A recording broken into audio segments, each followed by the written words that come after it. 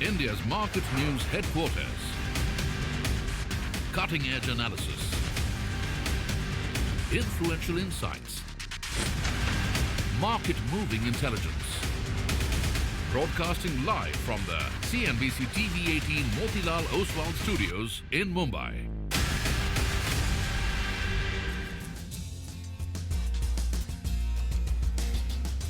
Good morning. You're with us here on a fresh new edition of Bazaar Morning Call. It's a Monday morning, kicking off a fresh new week with, not trepidation, maybe a little bit of optimism, but not too much. It's a bit thunder, globally speaking as well. Will markets throw us a surprise is the question. We're coming to you from the CNBC-TV18 Motilal Oswal studios. I'm Prashant. With me, my colleagues Surabhi and Nigel. Guys, hi, good morning. Hi, morning, guys. I would add the word hope. It's always good to start the week with some hope. It may not be a data point, but still a very good thing to sort of have on with us. So let's see if the consolidation, this range-bound trade that we've seen on the indices, whether that's behind us or if we'll see more of that ahead. Well, indeed. Let's get straight to the action then, Prashant. Absolutely. And I think we have to not go back to Friday, but go back to Saturday because I think China another is China still... meeting. China has been top of mind, right, for the last many weeks and this week as well, at least today. Because on Saturday, there was that China Ministry of Finance meeting. Then it was followed by a press conference. And basically, that press conference and the meeting have confirmed the broad elements of a fiscal package. So headline is, it's kind of in line with expectations.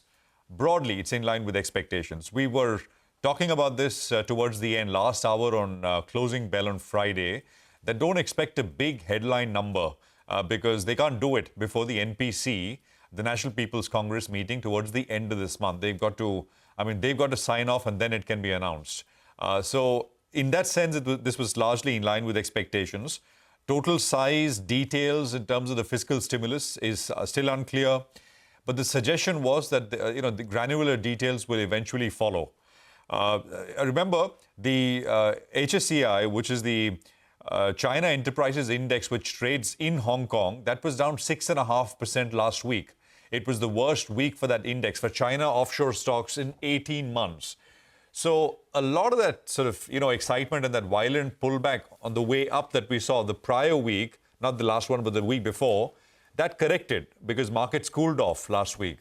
And that's the reason why I think at the margin, even though there is no big headline number as such, it's kind of kept hopes alive. They managed to keep hopes alive that, we are interested in stimulating the economy. There perhaps will be a fiscal package of some shape and form, which you should expect in the future.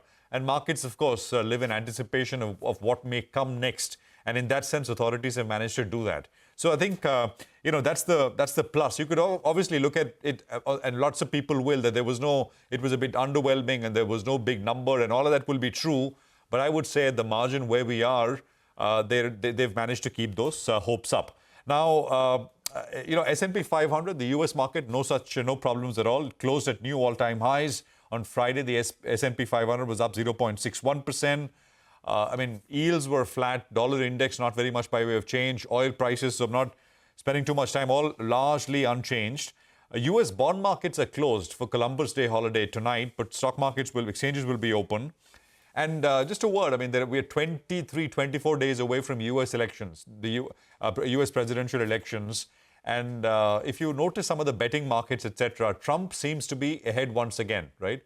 And that's interesting. So we'll talk more about this as well as we go along. Just to tie in the levels, etc., for the market, for the Nifty, it's the same level. At least the indicator is the same. The near-term resistance is 25,090, which is the 40-hourly exponential moving average, 2 days in a row. Actually, Thursday, we almost got to it within a few points and then sold off from there. Friday, of course, no such luck.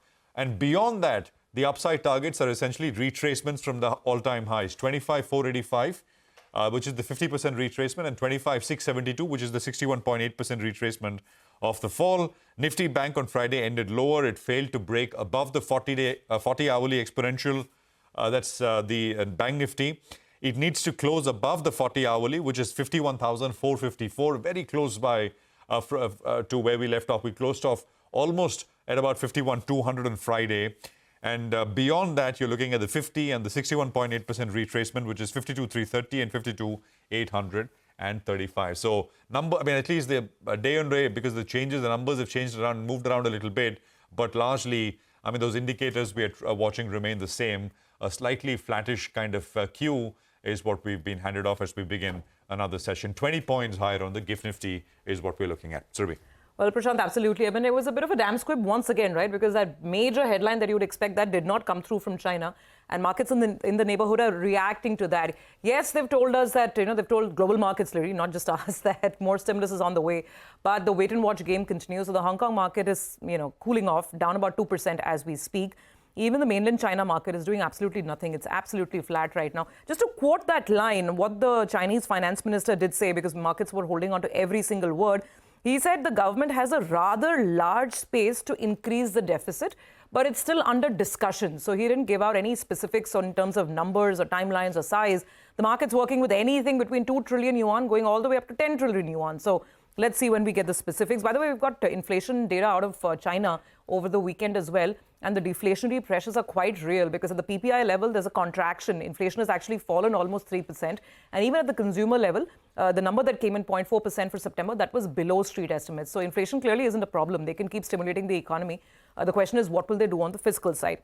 One good news actually for us is Brent has cooled off because the fact that China did not announce anything absolutely phenomenal led to some cool-off in, markets ahead as well. And this morning, we're seeing a sharp sell-off on oil prices. So that's a positive cue for us. So 1.5% down on Brent.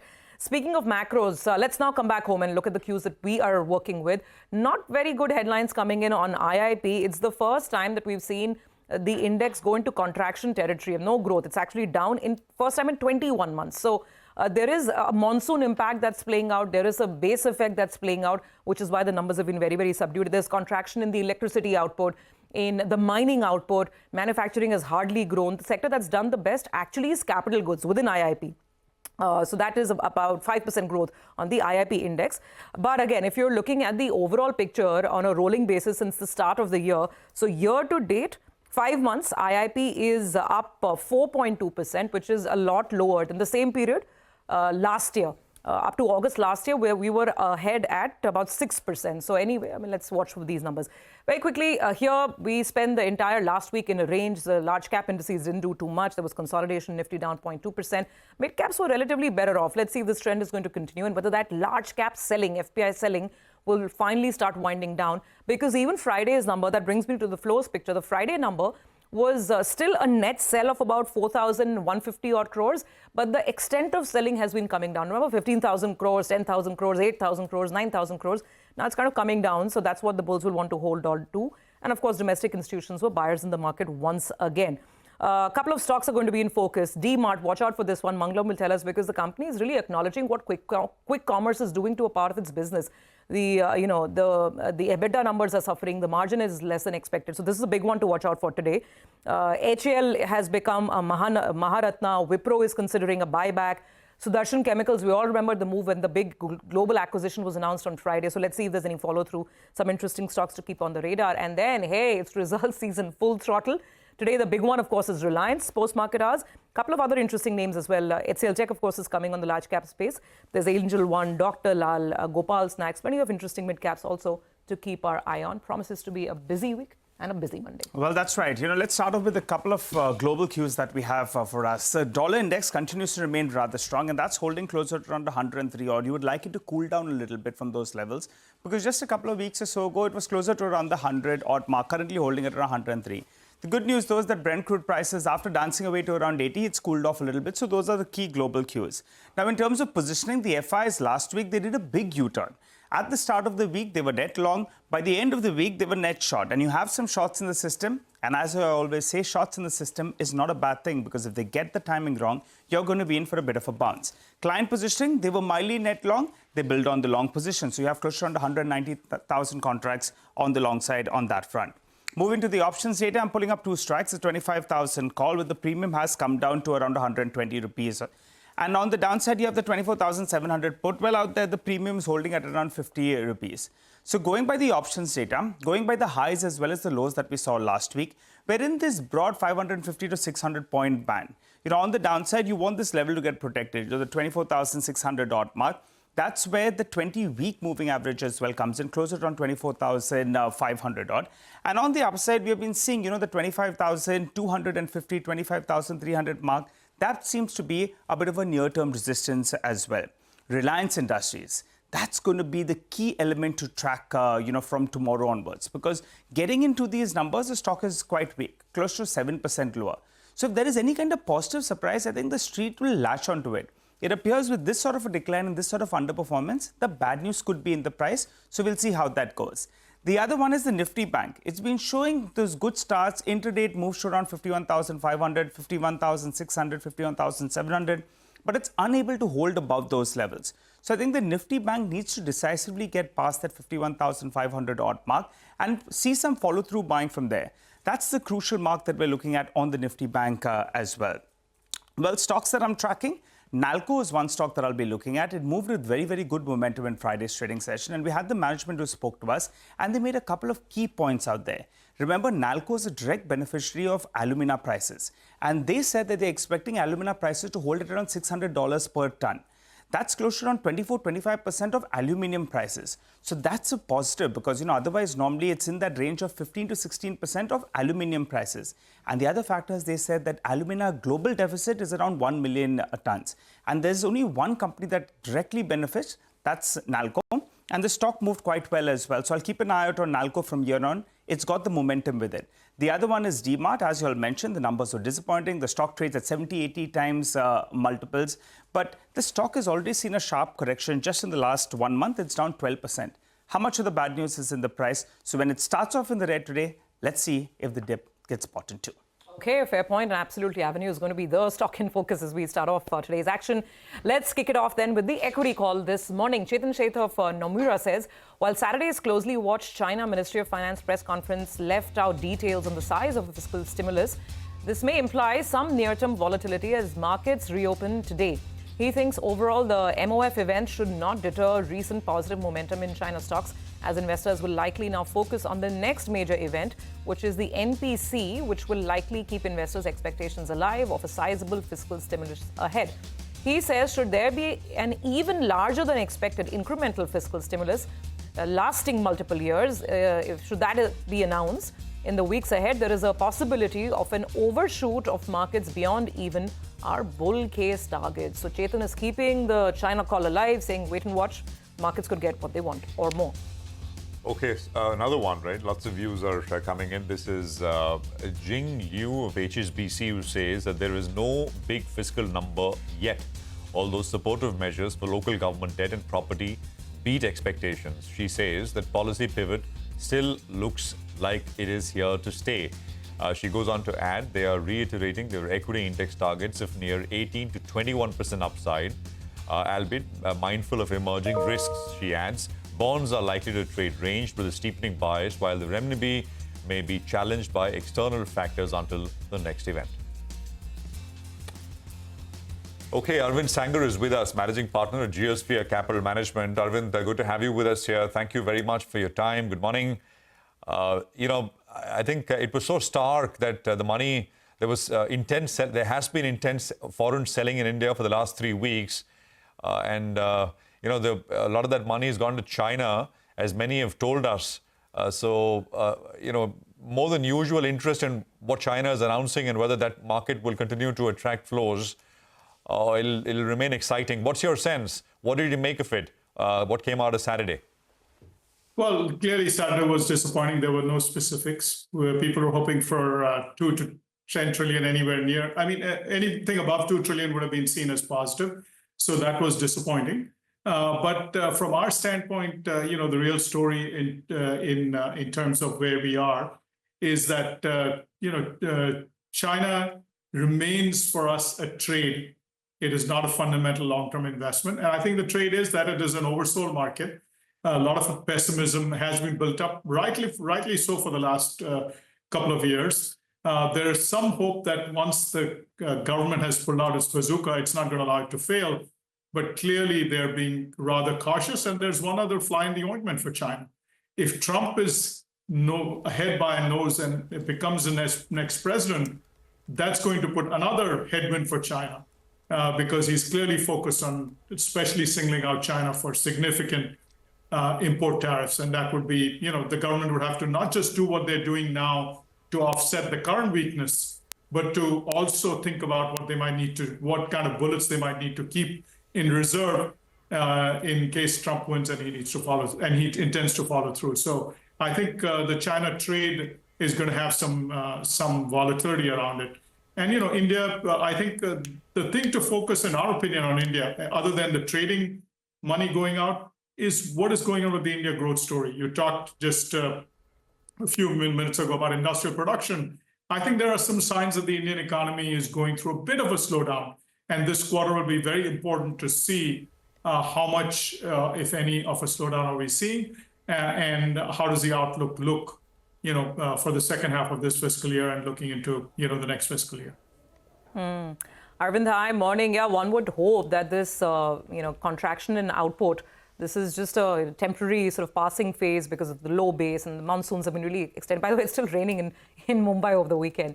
So one would hope it's just those factors and nothing more structural in nature. But I completely take your point on earnings, because we've been speaking to a lot of local brokers here, international brokers here, and I think the expectations are running fairly low, single-digit earnings after a long time. Do you think the market has started penciling that in? Because we are off 4-5% from the peak. Just dwell a little more on earnings, what the expectations are, what the mismatches could be, and whether that will become a trigger for another leg down. Yeah, I think it's easy to blame the monsoon, but monsoon can also be a positive from optimism and low inflation and all of the things that are positive that comes from a good monsoon. I've not heard good monsoon use an excuse for earnings slowdown. So yes, maybe industrial production data could have been affected by that, but in general, we're seeing signs that the economy, from many metrics, is showing some signs of moderation. I don't think it's anything more than kind of hopefully just a mild pause in a long-term upcycle. And I don't think there's any data that suggests anything more than that.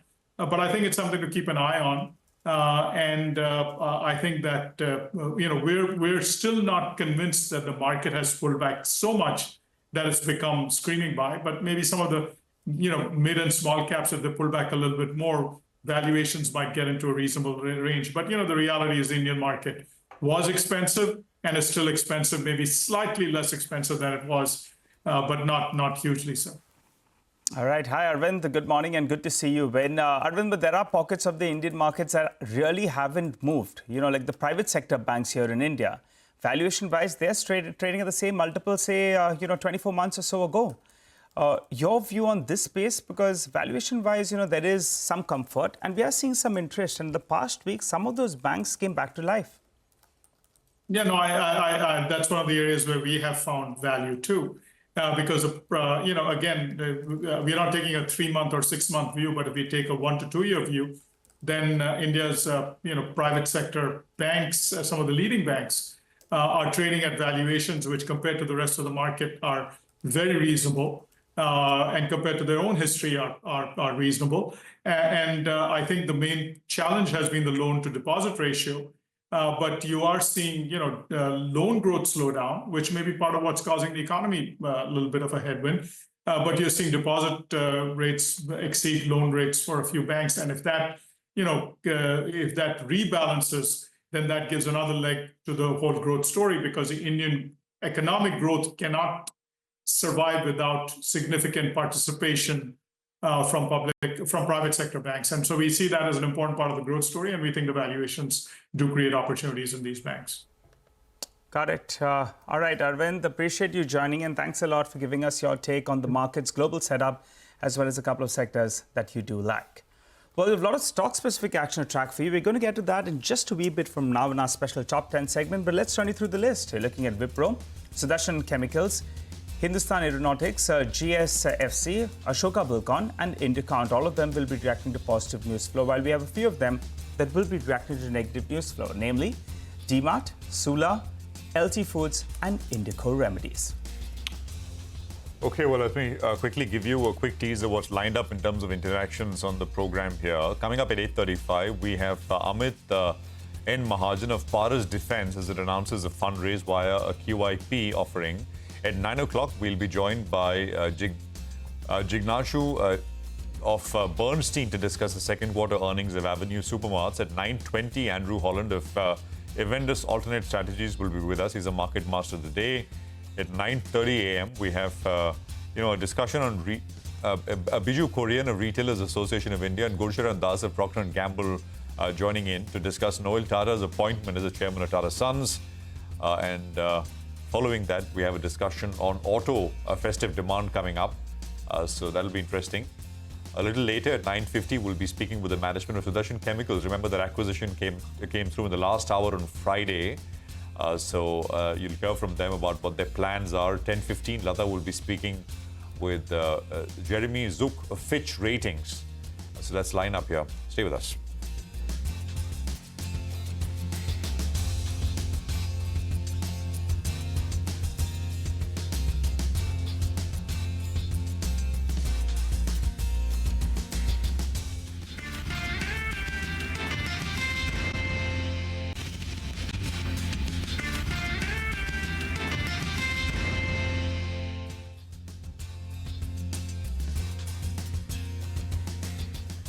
Welcome back. You're with us on Bazaar Morning Call. Time now to look at all the individual stocks that will be catching our attention today. And there are plenty of them, considering that earnings season is getting on in full bloom. Our team is standing by with the CNBC-TV18 list of stocks to watch. Hi, guys. Good morning to everyone. Mangalam, let's hit it off with the Avenue Supermarts. Not so super, is it? Not so super. In fact, it seems like it's the beginning of a structural decline in the company's margin profile. And this is something that the management had called out in an interview with us a couple of months ago as well.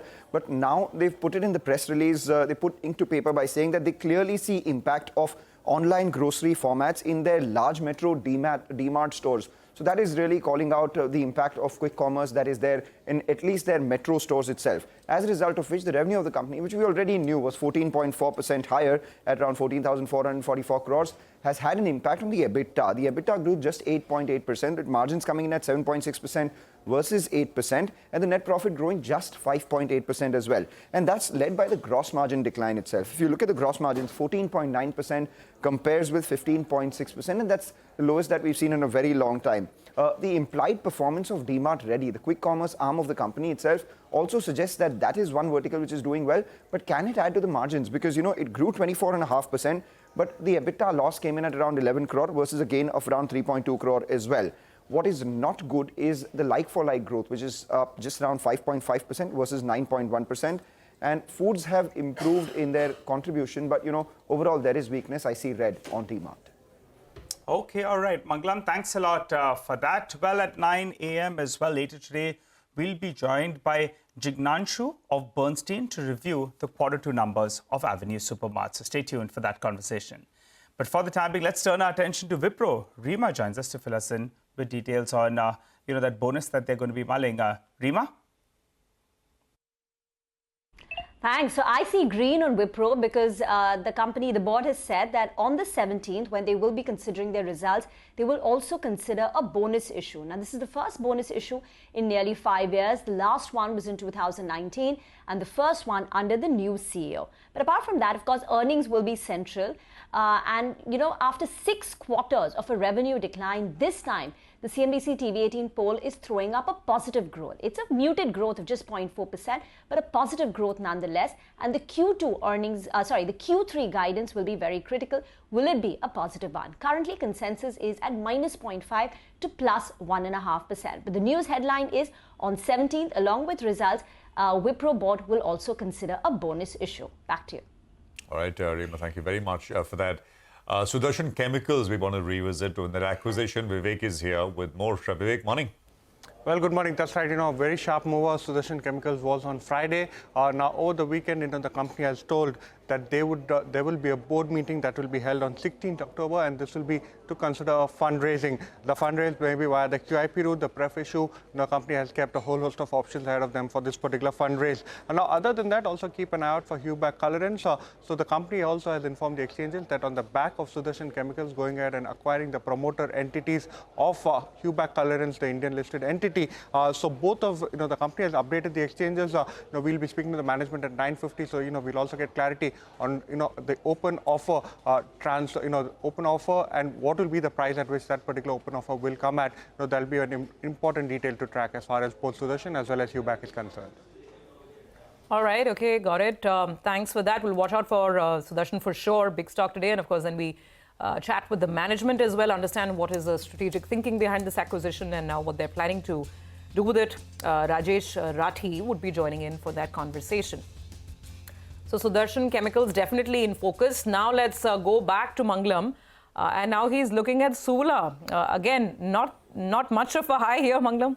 Not much of a high here, and there are three reasons for that. I'll get to those reasons in just a bit. But if you look at the quarterly update that is coming from Sula Vineyards, net revenue declined by about 1.5% in the second quarter. Just over 141 crores is what the company has reported this time around. Own brands, the revenues grew by just 0.3%, and wine tourism business has actually seen a growth of 1.3%. What is this slowdown led by? One, weak consumer sentiment. Secondly, there was policy ambiguity in Karnataka. And thirdly, the last 15 days of the quarter, there were issues with the Delhi excise portal, which led to some loss in sales. The management believes that, at least on the last 2 points, the setbacks are temporary. They will resolve in the coming months. And all important, third quarter is up, so all eyes will be on that. So expect the stock to open in the red. Could there be a recovery from those lows? Because the management commentary is something that I'll be tracking very closely. All right, Mangalam, thanks a lot for that. So we'll keep an eye out on that one. Let's wind this down. Then Upasana is joining to tell us about HAL, Ashoka Buildcon, as well as GSFC. Upasana, take it away. Good morning. First up, let me start with HAL. Ministry of Finance has granted the company Maharatna status, and with this upgrade, HAL becomes the 14th central public sector enterprise in the country. GSFC also remains in focus as the company commissions manufacturing plant at Vadodara for production of hydroxylamine sulfate crystal, and mind you that the commercial production of this new facility has started 11th October onwards. The new facility has installed annual capacity of manufacturing 6,600 MT of HX crystal. Now lastly, Ashoka Buildcon will also be in focus on back of multiple LOAs that the company has received. Company has received LOA worth 1673 crores for City and Industrial Development Corporation of Maharashtra Limited, and it has also received LOA worth 2000 crores for Maharashtra State Road Development Corporation, mainly for two major projects. Lastly, company has also received another LOA worth 310 crores for Maharashtra State Road Development Corporation for a project which is mainly building a bridge. So all in all these stocks remain in focus, and I expect all these stocks to open in green today. Okay, all right. Thank you very much for that. So that's basically a bunch of names coming up. Let's actually talk about Indoco, LT Foods, and Indoco Remedies, Indocount as well, some of the other stocks in focus. Vinny, back to you. Yeah, so we're keeping an eye out on LT Foods today. There's actually the food security officer had conducted some bit of a sampling that they're done for the Divya Premium Rice segment of the company. Now, they have found this to be subpar, sub-premium, and that is the concern that comes in for the company because the standard is below what the expectation is. So keeping an eye out on LT Foods today, expecting a bit of a red there. We have Indocount Industries, that's a textile company that's in focus. We're expecting a bit of a positive move today. They bought a modern home textile company, which is for around $11 million. This is in the US, the company that they've acquired. So what does this do for Indocount Industries? It is a positive because this will help them improve their market share in North America. They're already into the manufacturing of utility bedding segment, and this will improve furthermore in terms of their presence in North America. So positive there. Lastly, Indocount Remedies, a bit of a subdued move is what we could be expecting because the US FDA has determined its Goa facility where that conducted an inspection and classified it as a OAI facility. That's official action indicated. This had happened way back in Feb 2023 as well, and still the status of the company in this Goa facility has remained as OAI. So a bit of a concern on that front. Keeping an eye on that, expecting a bit of a red for Indocount Remedies. Okay, we'll keep it on our radar. Vinny, thank you very much for that. Let's quickly recap our list of stocks to watch today. The ones that have positive news flow around them are Wipro, Sudarshan Chemicals, Hindustan Aeronautics, GSFC, Ashoka Buildcon, and Indocount Industries would be on the positive side. The ones with negative news flow include Avenue Supermarts, Sula, LT Foods, and Indoco Remedies. All right, so that's the stock list for the morning. Let's find out how the world of commodities is looking like this Monday. Manisha is joining in. Manisha, the one headline we always look at is crude, and there at least we are, a little further away from 80 now, so that's a relief. But you tell us what's going on. Oh, well, absolutely. All of these markets were actually anticipating some big bang stimulus to come in from China. The street was going around or working with number of 2 to 3 trillion yuan, and you did not see that number come in. So even as the finance ministry, China did talk about various stimulus measures and, of course, extended support to what they have done in the recent times. But the missing of that number and a timeline is something that really bothered the market. So you are looking at the crude oil prices down by 1.5% right now. That exactly has been the case across metals also, where copper, aluminum, zinc have seen a decline of 1 to 1.5%. Even gold prices have seen a decline. Silver is down 1.5% as well.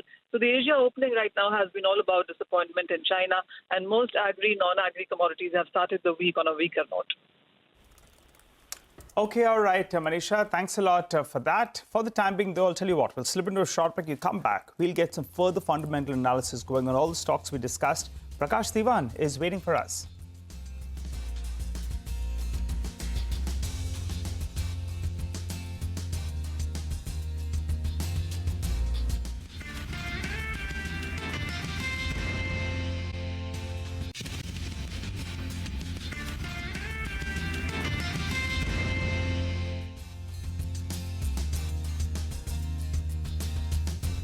Welcome back. You're tuned into Bazaar Morning Call and hope you're having a good morning. Well, to help us out with some fundamental analysis, Prakash Diwan joins us on the show. Hi, Prakash. Good morning. Good to see you in as always. Prakash, I want to ask you about the big number, Dmart. Your Avenue Supermarts, the stock is down close to 10% in the last 1 month. The margins are under pressure. And Manglam was telling us maybe this could be a start of a structural problem for the company going ahead. Valuations, we know it's not cheap, 70 to 80 times. Give and take everything. The stock opens up lower today. What do you do with it? Good morning, Nigel. So I think, this is something which was kind of indicated by the management some time back as well. And what it tells us is that this is a new disruption that we've still not kind of fully understood and factored into the numbers. Fortunately, at this point in time, it's restricted to just a few larger cities, the metros. Dmart has its ability to expand in a very unique way in tier 2 and tier 3 cities. So that could probably offset, the damage that quick commerce is inflicting. But at some point in time, this will also stabilize. But what's good about the numbers, and some of the internals have been quite positive, the product mix has changed. The segmental revenue that they've shown is making a comeback in areas which Dmart has a little bit of a stronger presence in. And if that were to deepen, given the festive season and how things could look in a consumption-oriented phase, I believe it probably won't get so much of a damage inflicted. The good news is the management knows the challenge. It's not some surprise that's hit them. And I'm sure they're smart enough to figure out what needs to be done. So I would really not believe it will lose value. But yes, the multiple, you rightly said, it's richly valued. So there could be some come off on the PE multiples that it gets accorded. But given how other retail businesses are getting valued so richly, I don't see why this would be given such treatment which is too subpar, and which means that the price will probably hold comfortably within a band of about 5-10% of where it is. By the way, guys, did you guys see that on Blinkit, since we're talking about Dmart and quick commerce, etc., on Blinkit you could order kurtas. Oh, now everything is 10 minutes. I mean, maybe it's happened every year, but I noticed this year. I mean, last couple of years, the 10 minutes, but obviously they're not the entire, but it was a tie-up with, I think, Fab India, but not the entire range, but 10-minute kurtas. 10-minute kurtas, 10-minute phones, everything's 10 minutes. I think even for Holi, you could get your white t-shirts in 10 minutes. Oh, you could? Yeah. Okay. Which is probably still easier, like a plain white t-shirt. But yeah, it's just evolving and it's for real. The disruption really seems to be here. Get a lot of other stuffs as well in terms of essentials. I'll tell you that off camera. Okay. So right now I'm navigating this back to the market. Prakash, hi, morning. We were looking at some of these contract announcements from a lot of infrastructure players, PNC Infra, Ashoka Buildcon, and we had the headlines coming from the Navi Mumbai airport area as well last weekend, right, where the test flights are finally taking off. Not specific to Navi Mumbai, but in general, are you looking at the space? Anything exciting?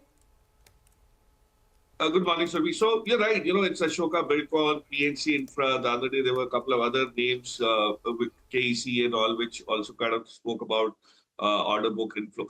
But then that's never been a problem. If the system starts helping them deliver and realize inventory quickly, when I say quickly, it is within that reasonable time that's specified in most EOIs and most MOUs and most documents that we rely on. I think it could be a very virtuous cycle for some of these infra plays to start looking up, especially the ones that are into areas which need faster execution and a desperation of sorts is there in terms of the demand, which is water management, sewerage. I would believe if you really have to allocate money, all of it ends up percolating down to or percolating up to L&T's benefit.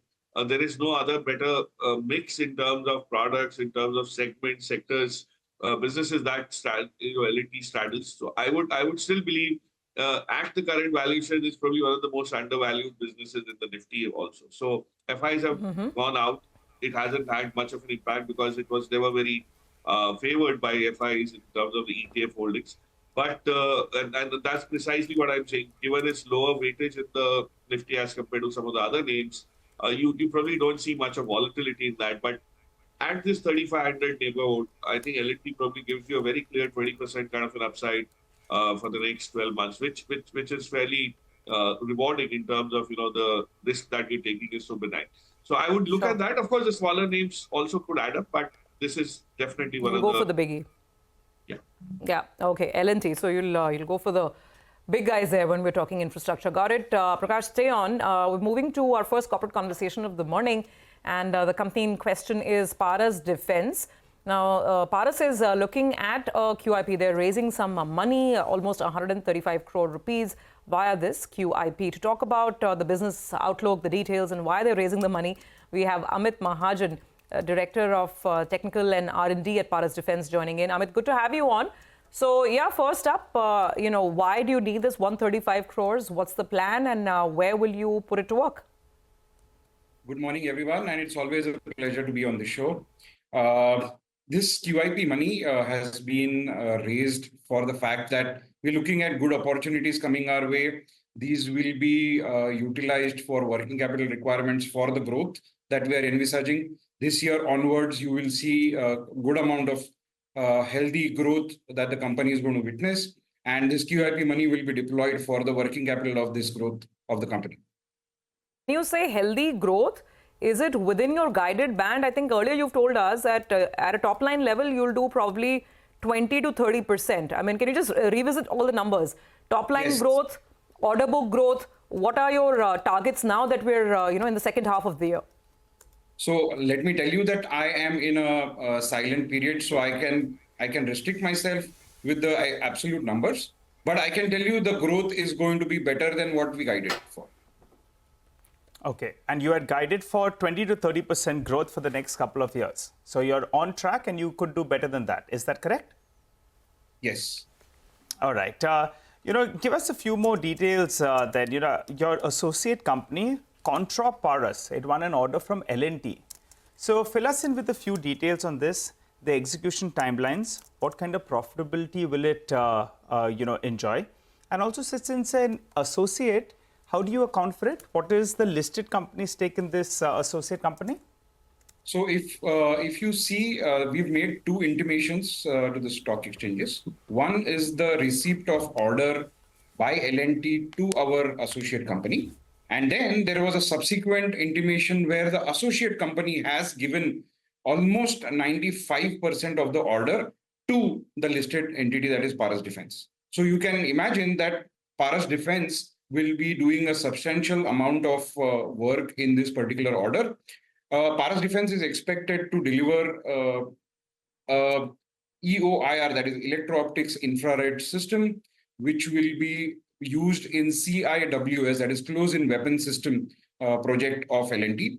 Here, this particular system is 1:1, technology from Controp, Israel. And this particular technology will be manufactured by Paras with a commitment of more than 50% indigenous content.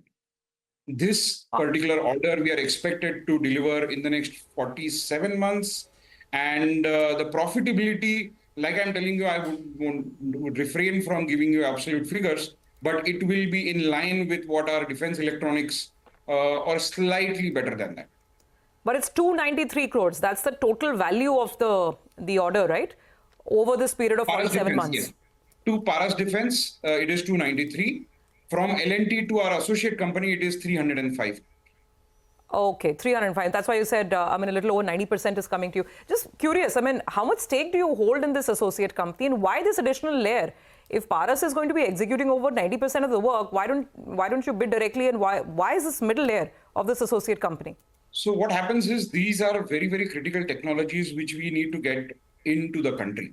The technology holder, which is Control, which is one of the world's #1 company or leading company, I would say, they would want to retain their IP and the control over IP. Any company would do something like this. They hold 70% in this particular associate company, 30% is owned by Paras. Idea being the program management and the control of IP will be handled by the JV company, where the manufacturing of all of this will be handled by Paras. Got it. All right, we'll leave it there. Good luck and thank you very much for joining us here on CNBC TV18 this morning. Thank you very much for being here. Well, let's go back to Prakash, who's still with us. There's 14 minutes to go for the pre-open session. Prakash, I don't know if you have any thoughts on Paras. Feel free to share them if you do. But I wanted your thoughts on two other names. One is BSE, which was up sharply on Friday. I think actually ended up 8%. Tentative start on Friday morning, but then ended about 8% higher. So yeah, that one. Go on. Good morning, Prashant. So, on Paras, I think it's something which is in the right spot in terms of fancy. And the P multiples were 100 plus, tell you very much where the fancy is and why the fancy around this. Defense is a very promising space. Instrumentation, electronics, part of the new warfare, definitely bound to grow. The question is at 4,000 crores odd, whether you want to do this. And this stock has been extremely volatile, and it's driven by news flow. You had a high of 1,400, and last year you had a low of 600. So you'll have to wait and watch in terms of where it stabilizes. It's not for the faint-hearted. These are stocks that can do very well. They're lumpy in terms of business growth, so I would take it with a pinch of salt. I think on BSE, Prashant, we spoke about this the day the circular came when NSE chose to take the bank Nifty out and keep only the Nifty as a weekly expiry candidate. We very clearly anticipated that a lot of activity will start shifting to the BSE in terms of small cap penny stocks. And that's exactly what is anticipated. But all of that is now priced in. If you really ask me at this level, does BSE have any major triggers? The answer is really no. So you can only see some profit booking if the market, day when the market kind of shakes off. I don't think there's any stupendous growth from here on at this point in time. Till it consolidates or loses some ground and starts getting slightly better in terms of valuation. So I would anticipate some profit booking on tough days. Not really, recommend any buying at this point. Okay, all right, Prakash, stay with us. We're going to take a quick commercial break here. We'll come back. Lots more to discuss on the other side. Stay with us. More coming up. By the way, the GIFT Nifty, I think, is indicating we'll just have the rate up. Mitesh and Sudarshan will also be joining us. GIFT Nifty is picked up from when we last looked at it. So it's a 45-odd point gain as far as the implied open is concerned. So definitely an improvement from 8 o'clock. Stay with us.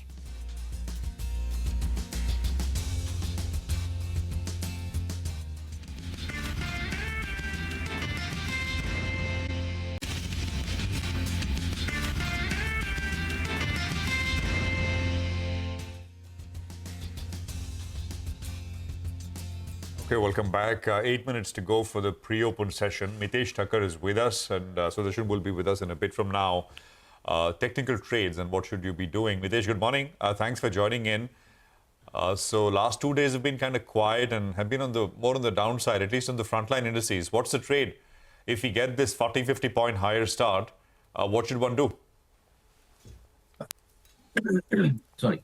Good morning, Prashant. So I think, we've called for the fact that the market is not showing any signs of an uptrend, and on higher levels, we'll see supply. In fact, that's been the theme for the last 2-3 days as well. We do attempt an intraday pullback, but typically it gets sold into, and we've got all three red candles for the last three trading sessions. So I think on Friday it was a very narrow range kind of a day. So the market is, I think, going through a process of contraction, and therefore a gap up may not mean very significant in this kind of context. My belief is that, and we are not trading much of the index, is that we might do 25,300, 350 to about 24,800, I think, as the range for the next few days. And till we get a decisive signal, and I still believe that the odds of a mild downside break are slightly on the higher side. But till we get a decisive signal, I think trading the index will not be very rewarding activity. Okay, got that, Mitesh. We also have, of course, Sudarshan joining in. Sudarshan, good morning to you. So what is the approach you will take to the market this week? Indices first, Nifty, Bank Nifty. Yeah, good morning. See, it's been very unusual because the US markets have been roaring and moving up. Hong Kong, even China have been doing very well. And it's very unusual for our markets to underperform in such circumstances. I would feel that the underperformance may be probably coming to an end. That doesn't mean it has to happen today, but we are now finding some kind of a support base around 24,800 in that zone. If that is so, and that's my belief, there is a trade on the long side. You would like to buy Nifty options, but we must understand that this is not a trade for today, which means just because we buy it in the morning, the Nifty has to go up by afternoon. That may not happen. If you are patient, then the chances are that in the next 4 or 5 days, we'll see higher levels with our long positions.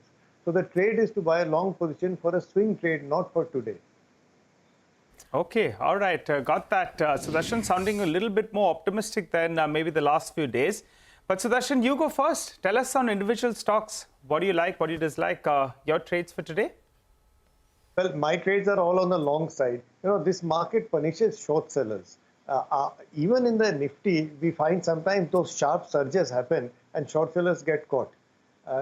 So it's much easier to look at stocks that have dips and buy them on the current dip. Indian Hotels is my first stock to buy, stop under 675. The stock is now willing to go higher. It's breaking out again. That's not a dip, it's a breakout trade. Balkrishna Industries is a dip which is probably coming to an end. Buy with a stop under 29.80. BEL is another stock that has done well, gone through a minor correction. It may be ending that correction. Buy with a stop under 280. And finally, HCL Tech is making new highs. That's a very good place to be in. Buy with a stop under 1800. So all four are buying ideas. Mitesh, what about you? What are your trades? I have one sell side trade, though HCL Tech is a common stock between the introduction. HCL Tech, made a fresh swing high, gave a good continuation signal. So that's a buy with a stop below 1818 for targets of roughly around 1895.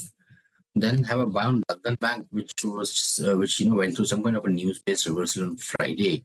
But that should see some good follow through. So I'm looking at a target of around 220, 222 to begin with, and then maybe even higher levels. So buy here with a stop at 205. A sell on ICICI Bank. So that's a negative call. I would recommend a stop here at about levels of 1240 and a target of 1190.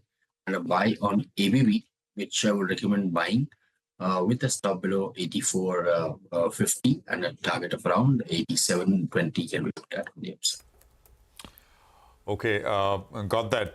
Both of you, thank you very much. I had a few other names that we'll put to you when we see you back at 9:10. Thank you very much, Mitesh and Sudarshan, for that. We'll take a break. We're going to come back and we'll look at, of course, the pre-open session, which is 3 minutes away. And we'll also have an analyst from Bernstein as we discuss the second quarter earnings from Dmart, that's Avenue Supermarts. Stay with us.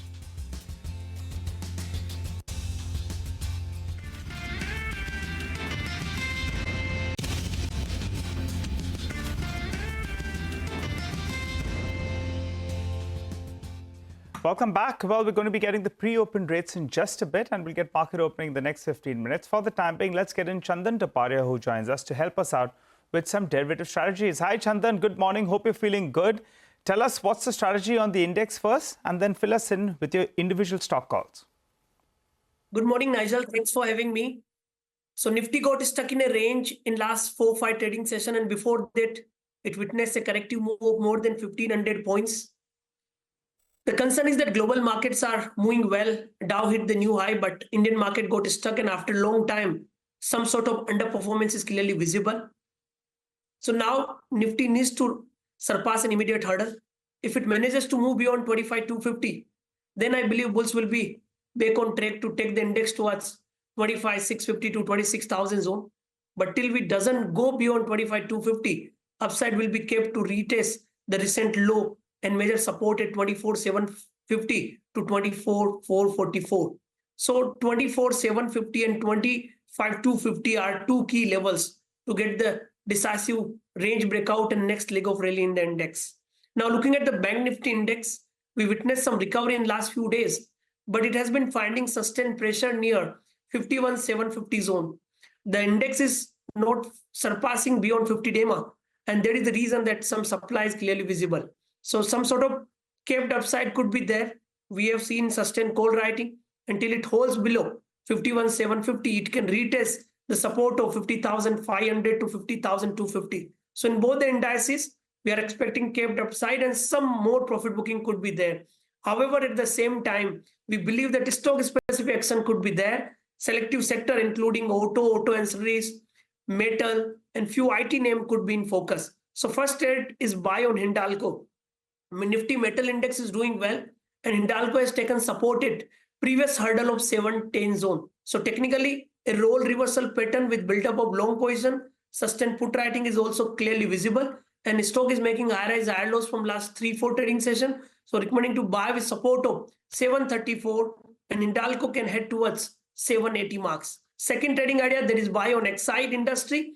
Consolidation breakout of last 50 trading session clearly indicates fresh up move in the counter. We might see some short covering, and the stock is holding well above 50-day mark. So one can buy with support of 520 for an upside target towards 560 zone. Last trading idea, that is buy on SL Tech. Nifty IT is comparatively doing well. We have positive stance on counter like Dixon and SL Tech, and here we suggest to buy on SL Tech. The stock has given a consolidation breakout of last 23 days. Open interest addition with positive rollover from previous series to current series clearly indicate further upside. So one can buy with support of 1795, and SL Tech can see a fresh rally towards 1920 marks on the higher side. Got it. Thanks, Chandan, for joining in, giving us a view on the index and filling us in with a few of those stock trading ideas as well. But let's move on then. India's September consumer inflation number is due later today. A CNBC-TV18 poll shows that inflation will hit around 5.22% over 5.02% inflation that we saw in September last year. Lata is here with the poll of all those details. Lata. Yeah, the CPI number is expected to come in at 5.22, which is a bit of a shocker. You remember the RBI's goal is 4%. And this comes on top of a 5% last year. So, you know, on two bases, if you have a 5%, that's something that will worry the Reserve Bank. The only thing is they know about it. That was hinted in the monetary policy. Why is the inflation number going up from a August number of 3.66? It's largely because of food. We all know we are paying so much for tomatoes, potatoes, onions. Vegetable prices have really gone through the roof. Pulses haven't come down at all despite a good monsoon. So all that is going to probably result in an 8% food inflation compared to a fall of 5.6 that we had seen in August. The other number which will also push up is the core inflation. Core is, you know, everything that you can't really import, services inflations, stuff like that. That's expected to go back to 3.5%. Earlier this year, about 2-3 months back, it had gone as low as 3%. And then it's been crawling up. Again, there's a base effect. There's also gold included. Gold prices are higher. That also gets included in this. The net is that this 5.2 is going to be a bit troublesome. The Reserve Bank had hinted they know it's going to be 5.2, which is why, in spite of changing the stance to neutral, they had deliberately sounded hawkish. They said we want to look through this hump. Therefore, the bond markets should not react. There's another reason why they won't react. There is no US markets today.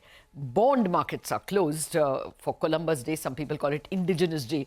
The short point is that this will be a bad number, but it will be perhaps digested by the market. All right, Vlada, thank you very much for that. So that is the macro data point that the market will watch out for. Well, at this, 9:05, so we have some indication of what the open is going to look like.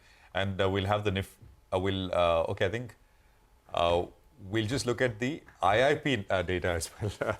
That's all right. No, the IIP data was bad. That's precisely why we have to put it on the table. It came in at minus 0.1 for the month of August. A bit of a shocker, and almost everything that you touched, electricity, mining, all of them were in like negative numbers. Only manufacturing showed positive. Even within manufacturing, very low performance by infrastructure, capital goods. The consumer durables, as we all know, cars have been selling well. That was the only thing that did well. Consumer non-durables, FMCGs, personal products, those also did badly. It was a minus 4.5. People are pointing out to a high base.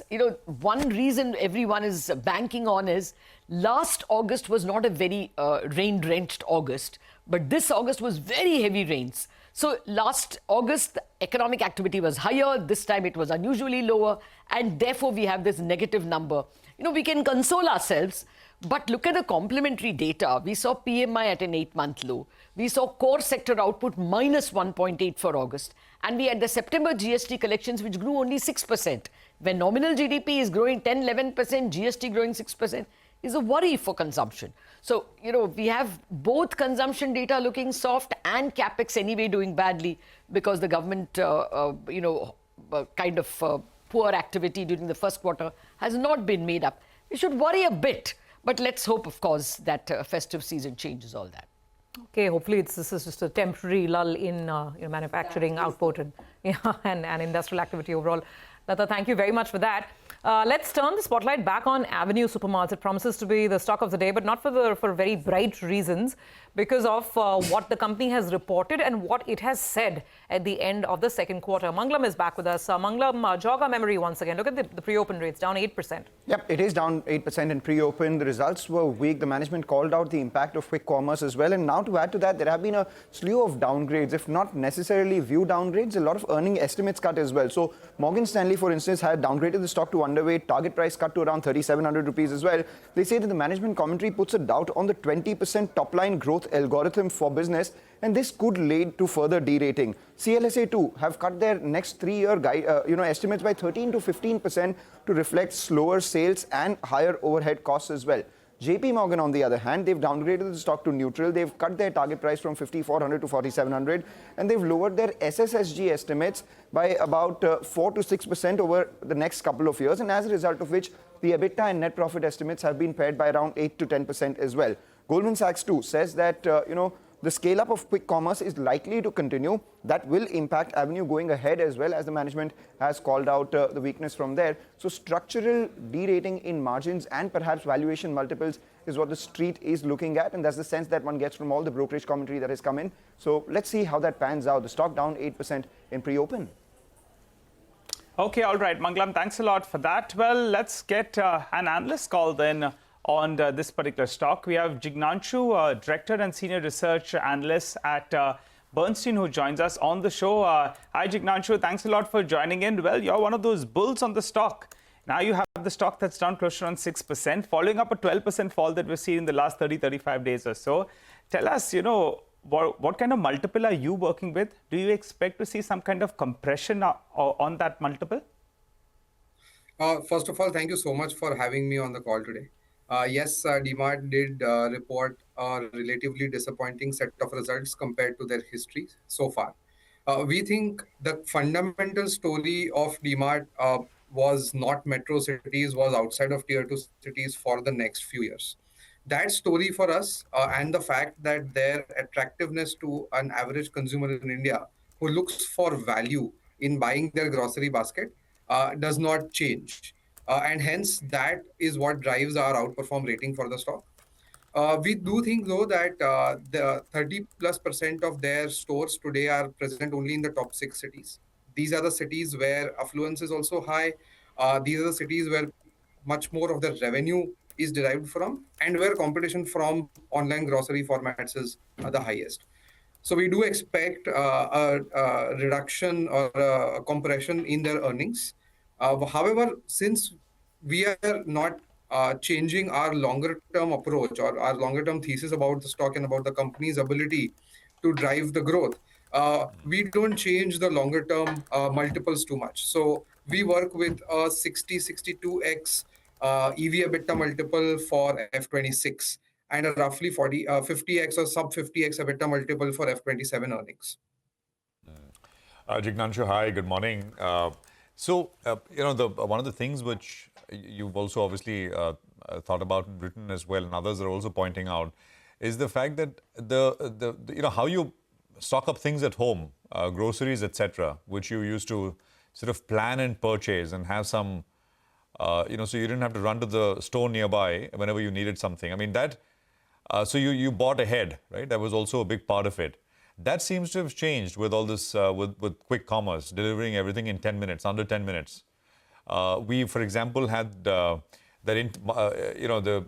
Goyal of Zomato did an interview with our folks at Money Control, and he was asked whether consumer purchasing habits have changed. And and the answer, of course, is yes, and we can see that around us. So that is the question.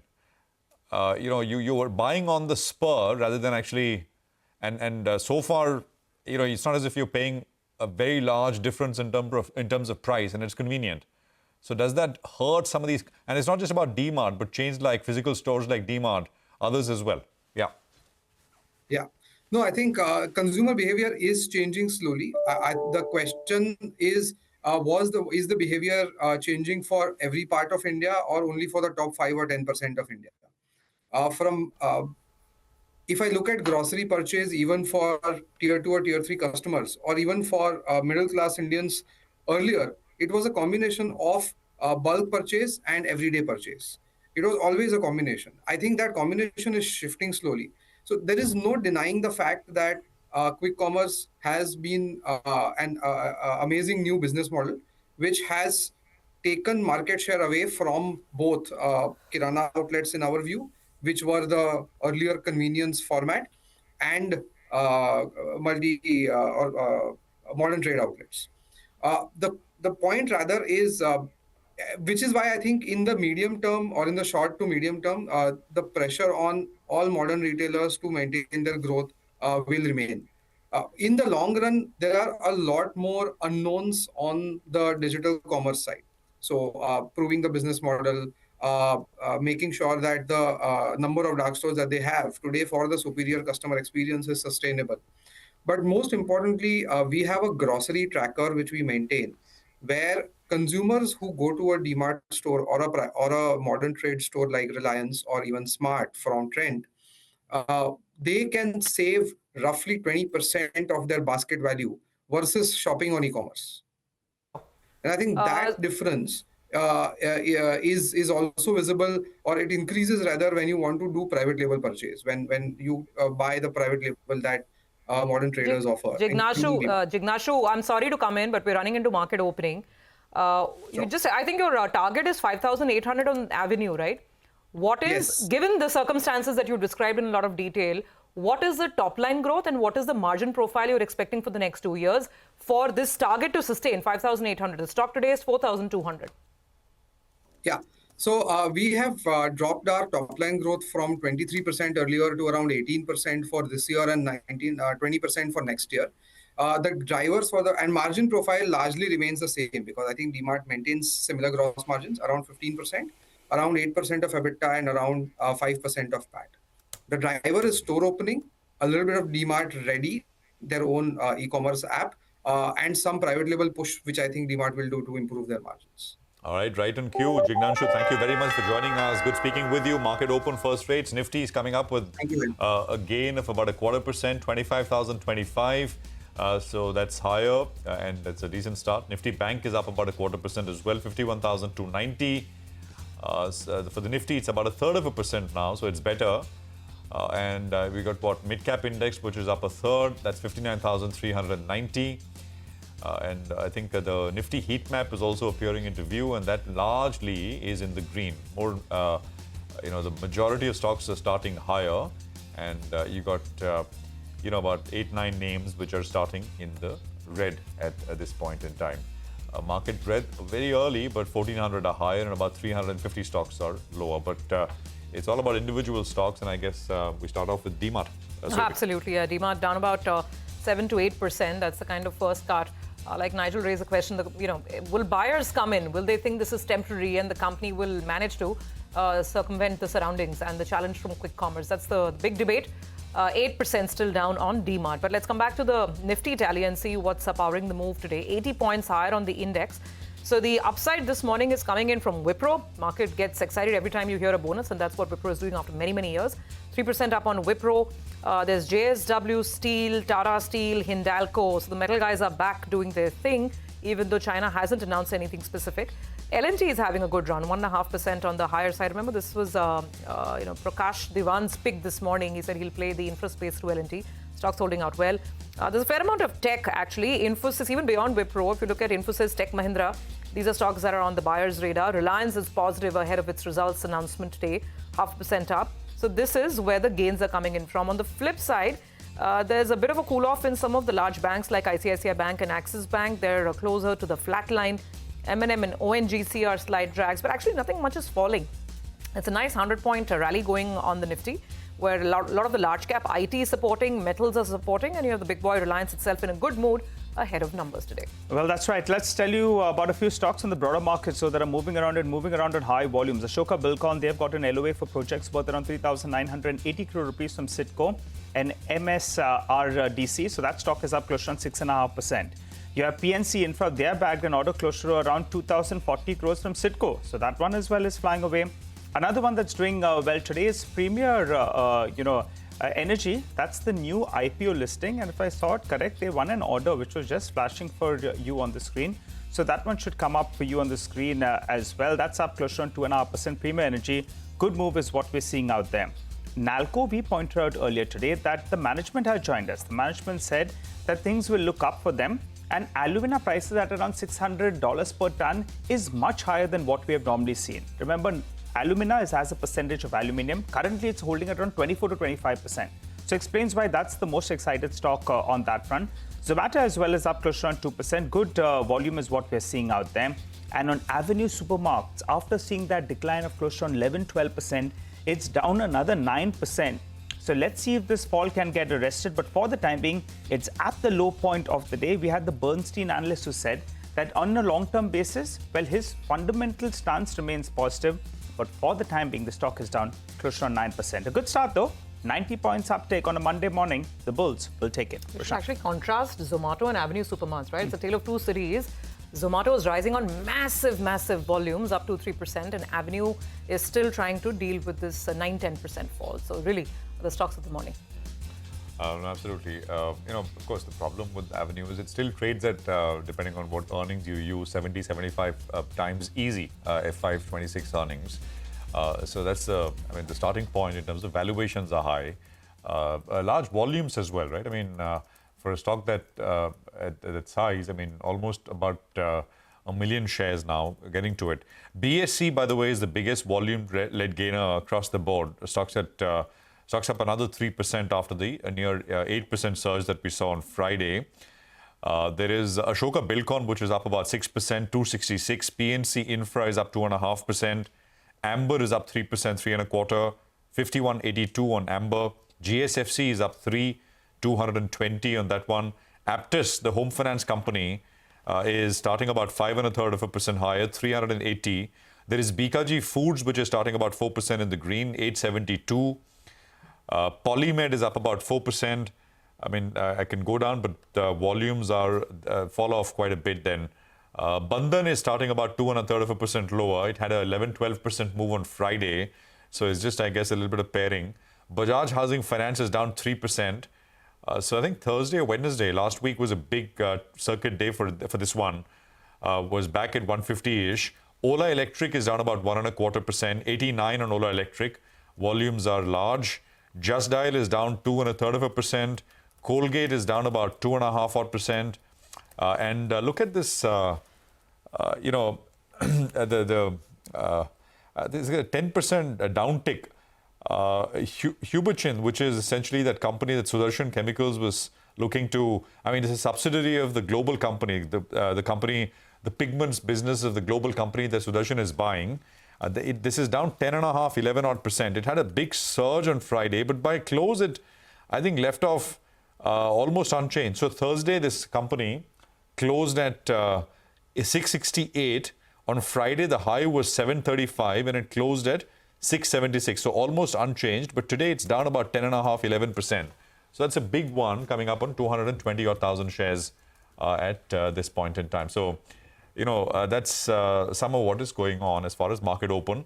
The Nifty is up about 75 odd points now from the start, which was about 1995 points in the green. We have Andrew Holland now joining us. He's Chief Executive Officer at Avendus Alternate Strategies. Andrew, good to have you with us here. Thank you very much for joining us. Appreciate it. Just a quick word, Andrew, on if you track it, if you've owned it, if you're trading this one, Avenue Supermarts, Dmart. We just had an analyst from Bernstein weigh in, and we were talking about this earlier as well. But what's your sense? Yeah, I can't talk on individual stock, but anyway, you can't trade it because it doesn't have futures. So that's the other thing about Avenue Supermarket. So in that respect, I think it's a longer call in terms of do you think they can start to get growth, and the analysts I think obviously downgraded the stock, which from what I've seen from all the reports, and that's going to play on the share price. But it's probably, after the recent falls, it's probably looking a bit oversold in a short-term viewpoint. Andrew, hi. Morning. Good to have you on today. So what about the China question, right? Everyone's sitting up, guessing, looking for this meeting result, that meeting result, and we're yet to see a clear number. But the Chinese are promising it's coming, it's on the way. So what is the chatter that you've been hearing in terms of positions here in India? We all remember this massive FIS selling that we had, right? It's come down in the last couple of days. But what is the chatter when you talk to investors here in India, overseas, on the whole India-China tactical positioning? Yeah, well, 3 or 4 weeks ago, it was all a one-way street, wasn't it? That, China was out, India was in. Any foreign investor you spoke to was like, I don't want to talk about China. And so it's completely reversed. And it's not about, if China's going to do something, it's when they're going to do something. And I think that's coming over the next few weeks. So expect more outflows from India as, people just don't want to miss out on a very big rally in China, which is, is very cheap compared to our markets. And you just, as a fund manager, you just can't be out of that move upwards. So I think taking somebody off the table here, put it into China has been the trade that's been happening, and I expect that to continue. Plus, also, Sobi, I think the amount of issuance and supply of stock coming into the market is huge. And I think, if I look at the figures for last month, for domestic investors, whilst it's still robust, don't get me wrong, it's just starting to slow at the edges. And it really can't support a market with all of this flow from companies and also from FIIs. So if anything, I'm more cautious on the market. I actually can't really tell you. I mean, there's some themes that you could play in the longer term, but in the short term, given the results season, I expect also to be pretty bad. There's just no catalyst. So if anything, I think the market should just continue to drift lower. I wouldn't be surprised to see another 5% lower from here. Oh, market another 5% lower from current levels. So just to get this straight, Andrew, and that's what I was trying to really understand, that nobody was talking about FPI selling, right? That was not even on the radar at all. And then it suddenly took us by a lot of surprise.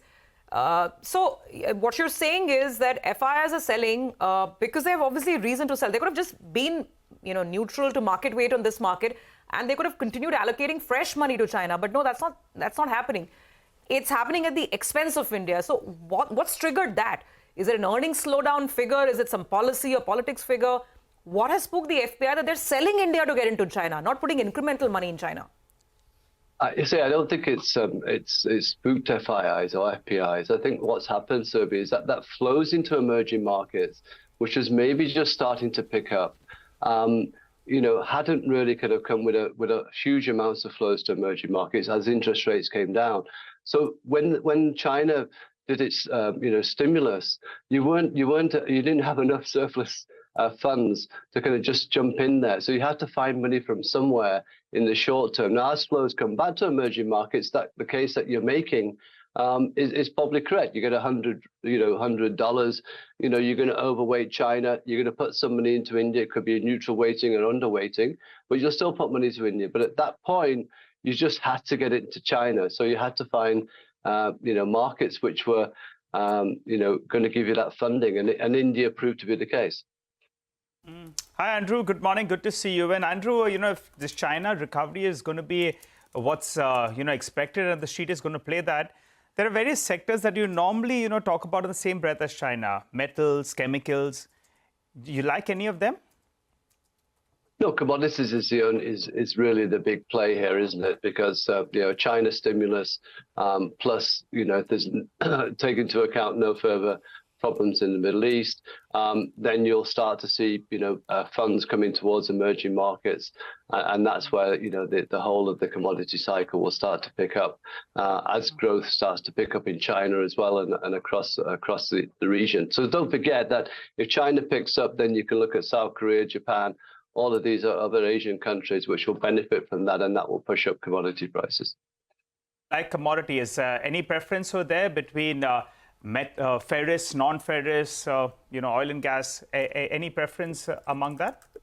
Yeah, I'd keep more to the metals than I would. I mean, oil and gas, I'd be thinking more about the Middle East, and I'd be thinking about China kind of improvement. All right. So both ferrous and non-ferrous, I guess you're referring to maybe a mix of both of them. Yes, I think that would be a good play. Just a few other names here. I'm not sure if there's any news flow with Aptus, but it's holding with a 6% gain and very large volumes as well. The others, of course, I mean, it's not, the list has not changed very much. I mean, what was up is still up and looking good. Greaves Cotton is another one which is up about 5.5% at this stage. There is Red Tape, which is up about 5.25%. We've not seen this in the top movers list with volumes right at the word go for a while now. But this one is looking up as well. So that is this is some of what is going on. But I mean, on the other side, maybe a few other losers. Concor is down about 2%. I think on Friday as well, Concor was a bit of a mover. Saregama is down about 4%. Stocks at about 565. KRN Heat Exchangers was another one, which is the recent listing. Had a big surge on day one. But didn't really go open. The stock opened about 480, went up to about 515, but basically back at where it opened at about 474 or so now. On Concor, the reason that the stock is down, and I'd pointed this out even on closing bell on Friday, was that they had come out with a half-yearly update. And at the start of the year, they were promising very good things. For Exim, they were promising close to around 15%. At the end of the first half of the year, it's 3.5%. On the domestic business as well, the guidance that they've given is 25%. At the end of the first half of the year, it's close to around 14%. And the total volume, the growth that they have given is mid-single digits for the half year, while for the year, they're guiding for around 18 to 20%. So that's why the street is a little bit skeptical whether or not they can go ahead and achieve that ambitious guidance that they've given. So that could be one of the reasons the stock is down close to 2%. I think the high that the stock made earlier this year was close to around 1,100 rupees. So it's already seen a fair correction, and now it's seeing even further. Our ticker team had pointed this out on Friday itself. So some more selling out there. Yeah, Concor is definitely in focus as the stock continues to drift lower. Andrew, so now that you're saying that you're watching the screen carefully and maybe we'll have another 5% at the index level, and it could be more at individual stock level, right, when the Nifty itself could fall by 5%. What's the strategy with respect to the portfolio here? What would you add at this point? Are you getting defensive? Just give us the top-down view. So, I have spent quite a lot of the weekend looking at brokers' reports, and every one of them is talking about, kind of downgrading earnings or earning margins being under pressure. So, I don't think the earnings season is going to save you. So I think, having some amount of cash at this point, just to get me through, the back end of the earnings season, I don't think is a bad thing to do. Plus, we then have the U.S. elections, and I'm not sure I'm not sure who's going to win, but if it is former President Trump, then I know one thing in particular, that there's going to be tariffs, and that's going to force up or push up inflation, into 2025. But expectations are going to be there, and that's the other big worry point for me, is that it's not just India per se. There's quite a number of issues out there: U.S. elections, Israel, Iran, all of those things could play out over the next 1 month. So I think I would hide in cash rather than in stocks. Okay, hide in cash rather than in stocks. Cautious view out there. And perhaps caution is warranted considering the kind of stupendous rally we've had otherwise throughout this year. Andrew, good having you on the show today. Thank you so much for joining in. You have a good day and we look forward to connecting again soon. Well, with that, let's quickly glance at the screen as we move along. The mid-cap index is already in red territory, by the way, and the Nifty is up about 85 points. Nifty is holding up, but it's the mid-caps which seem to be showing some And Dmart made a low of around 4,130. Now it's at around 4,000, I think, 250. So for the time being, some bit of a bounce in the lows of the day. It's bounced close to around 3%. We'll have to see whether or not it can protect that morning low. As we have said, it's been underperforming. Today as well, another gap down of 7%. So let's see if there is an interest at lower levels. Okay. All right. Retail definitely making all kinds of headlines today, right? Let's move on to our next conversation. Noel Tata, of course, on Friday was appointed the chairman of Tata Trust, succeeding his half-brother Ratan Tata with immediate effect. We have Biju Kurian, chairman of Retailers Association of India, as well as the former COO of Titan, and Gurucharan Das, former CEO of Procter & Gamble India, as well as managing director of Procter & Gamble Worldwide, joining in for some perspective and thoughts. All eyes now on Noel Tata. Can he take the Tata Group to even greater heights after Mr. Ratan Tata's unfortunate demise? Gentlemen, thank you so much for joining in. So we want to start by getting first thoughts, because Noel Tata, I think to the market, is known as the Trent man, and he's worked absolute magic out there, along, of course, with his team of professionals. So, Mr. Das, if we could start with you, what are your impressions of the man? What would you expect? Because what Trent has accomplished is, absolutely phenomenal at a time when we were talking about the K-shaped recovery and it was only the premium segment that was working for consumption. Trent has charted its own path. Your thoughts?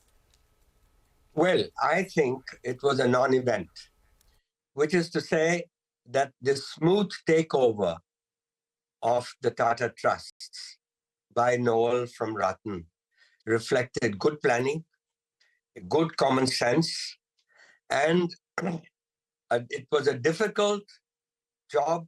The difficult job in this case was not this one. The difficult job had been done in 2017 when the family separated ownership from management and appointed an outstanding professional, Chandrasekaran, as CEO to manage the large group, and Ratan Tata became head of Tata Trusts. What you did was you separated ownership from management, which is the Achilles heel of Indian business. And I think that lesson, this is a very important lesson for India Incorporated. The family had already given up control of running the business, and therefore no family member could aspire now to become head of the CEO of Tata Sons. And this is the rightful role. A rightful role of a family is governance and to exercise control through the board. This is the ultimate lesson, I think, of Noel Tata's rise and of Ratan Tata's departure. And I just hope that Indian businesses will look at this, because, it's, as I said, it's common sense that one's relative is unlikely to be the best candidate in competition with the best in the world. Business families still have to learn to exercise ownership through the board of directors. The argument that a professional manager cannot be a risk taker like a family member, that too doesn't hold. It only means that you haven't selected the right person to be CEO. Sure. All right. Thank you for those opening thoughts. Let me bring in Mr. Kurian as well. Mr. Kurian, we'll of course talk about Mr. Noel Tata and what lies ahead for the group overall in just a bit. But I really want to go back to the starting point. Trent and what has happened with that company, the way it has metamorphosized and just completely burst through the ceiling, right? And they're disrupting every single day, whether it's Zudio, whether now it's lab-grown diamonds, whether it's a lot of private labels. I'm not sure if you'll be able to tell us this, but tell us if you're privy to it. Does it really have full Noel Tata stamp all over it? Or is it perhaps the freedom that he gives to the day-to-day executives who run that business? What have you made of the trend story and your impressions of Mr. Noel Tata?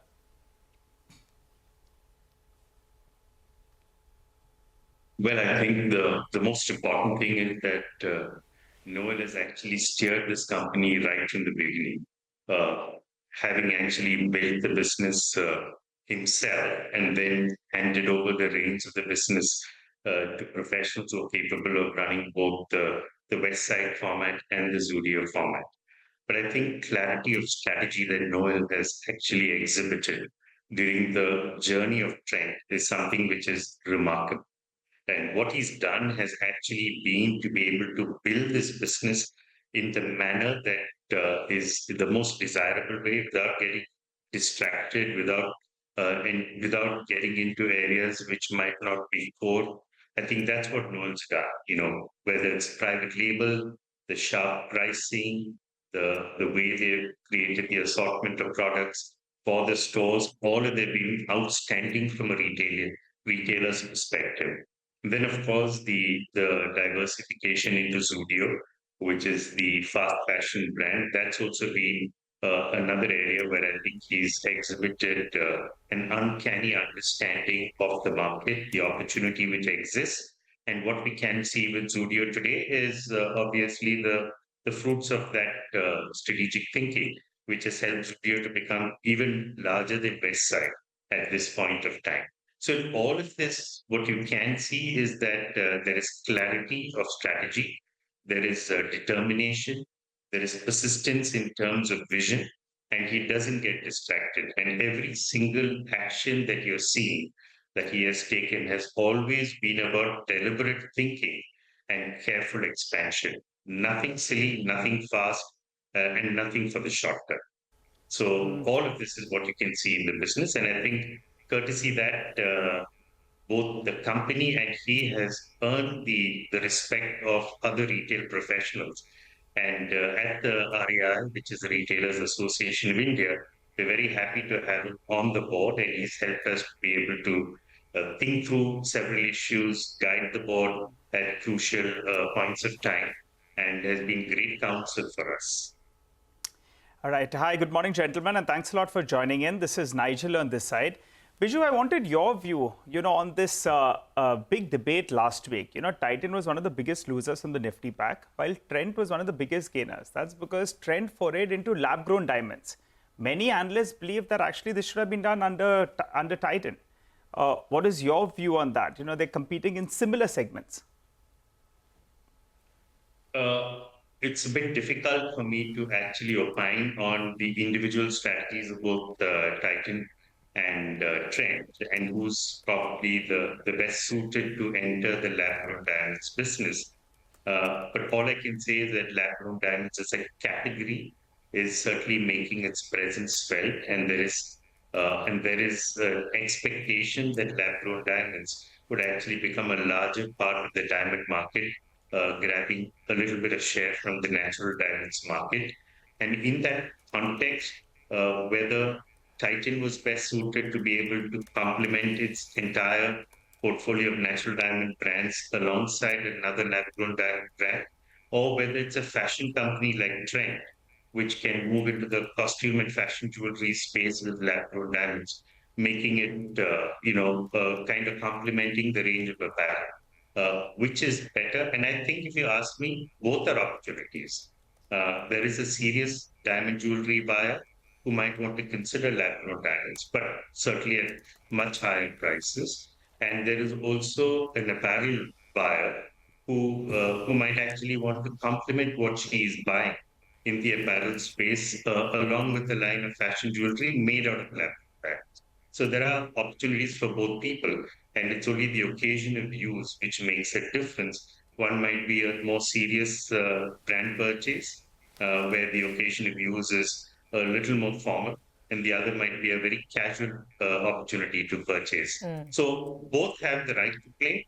Who should have done it first is a different question, but I think both of them can actually do things with lab-grown diamonds, which will certainly complement each other without treading on each other's toes.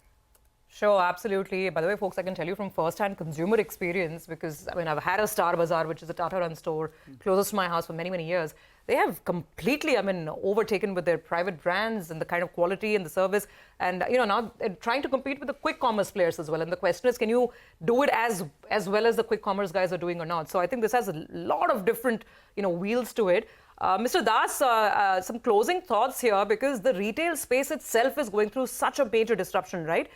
Now, quick commerce is delivering everything from soaps to an iPhone to T-shirts to kurtas. Prashant was telling us in the morning. And here we have a man, Mr. Noel Tata, who really understands the consumer. So under him, are we going to see a Tata group that, I mean, it's traditionally been all about, you know, steel and heavy manufacturing and Tata Motors and all of that. But could the consumer face of the group get an even bigger focus? For instance, would you expect them to go out and disrupt quick commerce in a big way, take on Reliance Retail in a very big way? What would you expect, say, in the first year of Mr. Noel Tata taking office? What are the changes or what are the sort of big announcements that you would perhaps expect? Well, I think in the first year, I mean, he's a sensible guy. He had the job of retail and he did it brilliantly. So Biju has explained this much better than I could. What I think we should expect from him is good sense that he's going to steer Tata's in the right direction.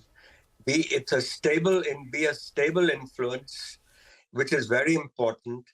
And really, then only once he's sort of then to flex muscles. And also, we need the Tata, the visionary spirit of Ratan also to be there. And so he could, I mean, what you've just laid out is a greater intrusion, greater involvement in the retail space. Yes, I think all these are coming, but it will be done in a measured fashion. What I think of him is a sensible person who will make sure that the ship is steady and going. And in some sense, despite the forays that Ratan took, he kept that in order. And that's really the role, Noel's role. And let's hope that the CEO, Chandrasekhan, will run with the ball, when the opportunities arise. It's going to be a good relationship between the two will be very important. Absolutely. Measured growth and measured aggression. As a consumer, I've seen it firsthand in some of these Tata retail brands, and let's see if we'll have that stamp all across the group activities as we go forward. Gentlemen, thank you very much for joining in. Appreciate you giving us some perspective on this big story that continues to play out. You know, Surbhi, when you were relating to some of those consumer experiences, I thought you were going to tell us that you were forayed into diamonds. No, I'm still looking at sugar and, the soaps and detergents. Complete U-turn from Friday. But who knows now, lab-grown diamonds also. Everything from soaps and detergents to lab-grown diamonds. Well, we'll take a quick commercial break here. We're going to come back and we have Rajesh Rathi of Sudarshan Chemicals joining in to put the focus on the acquisition of global pigments business operations of Huback Group of Germany. Stay tuned. That conversation coming up next.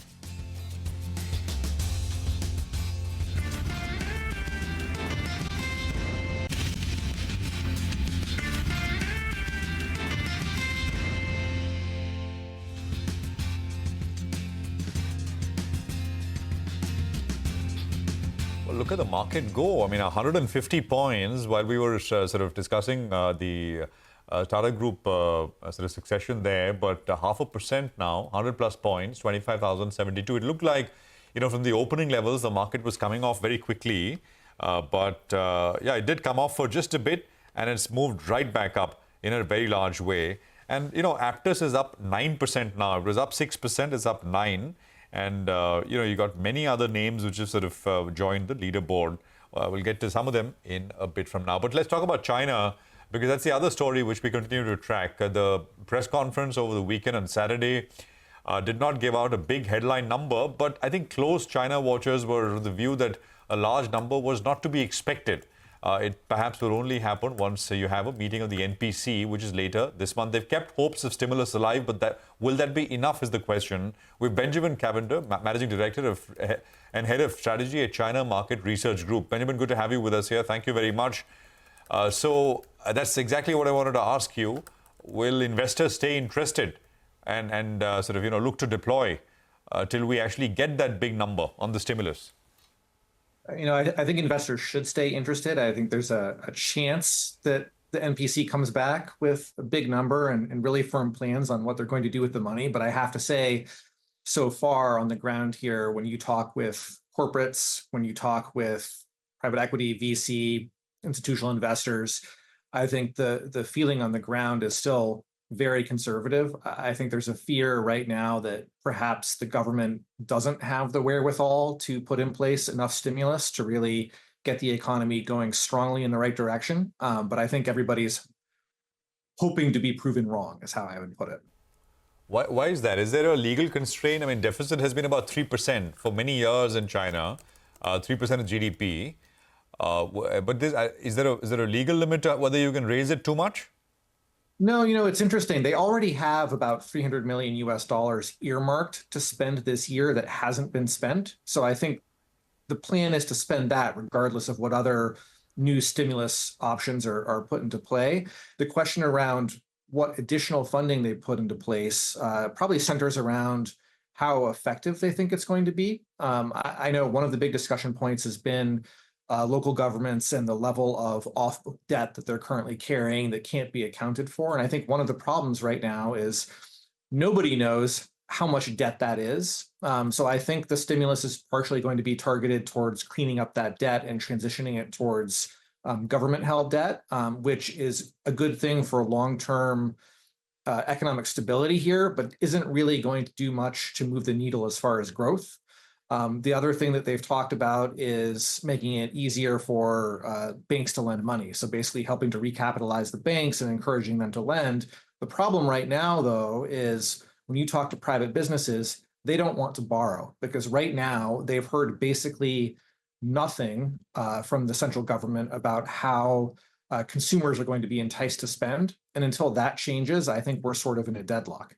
But I think, from the government's perspective, they don't want to do too much because there's a fear that they did too much in 2008. They did too much during previous stimulus initiatives, and they feel like that money maybe is going to be misused or they don't really have a plan to use it correctly.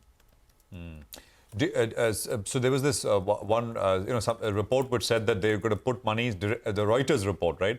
They're going to give families, a certain amount of money, more than one kid. But there was nothing of that sort that we heard out of that press conference on Saturday. You spoke about how businesses are wary whether how will consumers spend, how will the government directly incentivize consumers to spend. So why should companies invest if there's no demand on the other side? Do you think that's the big one, which perhaps is needed to boost consumption? I think the interesting paradox we have here is actually Chinese families do have money in the bank. It's not as if they don't have the money to spend. But we have a very, very strong confidence issue here. We still have a very high unemployment rate with workers under the age of 24 right now. So that entire age group, which really should be driving entry-level retail spending, are just sort of sitting at home, not spending any money right now. And then when you look at families, they're still very concerned at how their wealth has been impacted by the real estate market here. And so far, there hasn't been enough direct commentary from the central government to say, hey, this is how we're going to really, truly support developers. This is how we're going to turn the real estate market around so property starts appreciating. I know we had some lowering of interest rates and some lowering of mortgage rates that has helped families a little bit, but it still hasn't really been enough to get families to really feel secure that it's okay now to start dropping money on fancy restaurants or on travel or on clothing or on cars. And so that messaging really needs to happen in order to kind of pick things up, because right now, almost everything that China has done has been focused on exports and on manufacturing, but they're hitting diminishing returns as far as what that can accomplish. And I think they don't really understand how to drive consumer sentiment. All right, thanks a lot for joining in and giving us your view on that. We look forward to touching base with you and getting an update as and when measures are announced. Well, let's focus on the big stock then. Sudarshan Chemicals. CNBC-TV18's Newsbreak was confirmed. Sudarshan Chemicals subsidiary all set to acquire global pigment business operations of Wipro Group for around 1,180 crore rupees. To discuss this and more, we have with us Mr. Rajesh Rathi, the MD of the company. Hi, Mr. Rathi. Good morning and thanks a lot for joining in. Congrats on this large acquisition. Fill us in with the basic detail. What is the rationale for going out there and buying a bigger competition? I'm very delighted and excited to announce that through this acquisition, Sudarshan's dream of becoming a truly global player with a global asset footprint is coming true today. To give you some facts, we are buying a global chemical major with 17 manufacturing plants in 11 countries. They have a very healthy global sales spread across Europe, Americas, and Asia. Also, a strong presence in all the industries which we serve. Though the deal was part of their German assets had gone insolvent, and hence that was an asset deal. But the rest of the global business, it was a share deal. Both combined, we've paid euros 127.5 million for this deal. But with specifically this deal, in terms of production capacities, access to which geographies, could you share some details? What are you getting? To this business, we are buying 17 manufacturing plants in 11 countries, right? And I have access to all the major customers globally, across Europe, Americas, and Asia. And if you look at the Wipro business, right? I mean, it has lots of headwinds. Business has been slow. It's been declining. Could you give us the underlying basic rationale for buying this business? I mean, is it the valuation that you got it at, or the confidence that you'd be able to turn this around? Is it a temporary slowdown? First of all, the pigment business globally grows at 3%. And of course, in Asia, the growth rates are much higher. So I would disagree that it's on a decline, right? Until 2022, I think this business was, until 2021, I would say, the company had a revenue of close to about 1 billion and consistently generated 100 million plus of EBITDA, right? In January 22, Heubach and SK Capital bought this business at a valuation of about $1 billion. Post this acquisition, Heubach faced several financial challenges. One is, of course, some external factors like headwinds due to the Ukraine-Russia conflict, leading to high energy prices, demand reduction. This was a temporary issue for that year, but the company could not come out of it as the balance sheet was not healthy. It had a very high interest cost and debt. That was one reason. Also, the integration process between the companies was not at a good pace, and hence the energies could not be captured. Okay, and that's how it ran into financial troubles. Got it, Mr. Rathi. Let's talk about the money that you're putting to work. I think the total size is about 1,200 crores, just a little under 1,200 crores. That's how much you're spending. How much debt does this asset have? How much debt will you take on as part of the acquisition? And will you be raising fresh debt to fund it? Tell us more about the deal. The deal is for the global business, right? Part of the business, which is the German business, had gone into insolvency. So for that, we've done an asset deal. And the other global business is a share deal, right? And for both these acquisitions together, we are paying euro 127.5 million and on a debt-free basis. So we don't get any debt. Okay, so you're saying that this is an asset-only deal. You get the assets, you won't be getting any debt. You're confirming that, right? Yes. Of course, as we redo the business, as we transform the business, we may require some cash infusion in terms of working capital, in terms of some of our cost initiatives in terms of, so for that, we may require some cash infusion. Mr. Rathi, fill us in with a little more detail on that. What is the capital infusion that you're looking at to get operations fully functional? And also, what are the timelines you have to get these operations on track? So firstly, to clarify that the plants are fully running and in operations, we don't require any more capex, right? They are running at a very healthy capacity utilization, and they're serving all their customers well, right? So what is the enterprise value of the deal? So we are paying, like I said, we are paying 127.5 million for the deal. And just to go back to what you said earlier, we could give us a sense of how you will go about with optimization of resources, addressing labor law concerns and CCI regulations in India and some of the other geographies? As we speak, we've done a complete analysis of this, and we are very confident of getting the clearances, antitrust clearance, between 3 to 4 months. Mr. Rathi, have have the headwinds abated that the chemical sector has been sort of dealing with for the past, I think, 2-3 years now?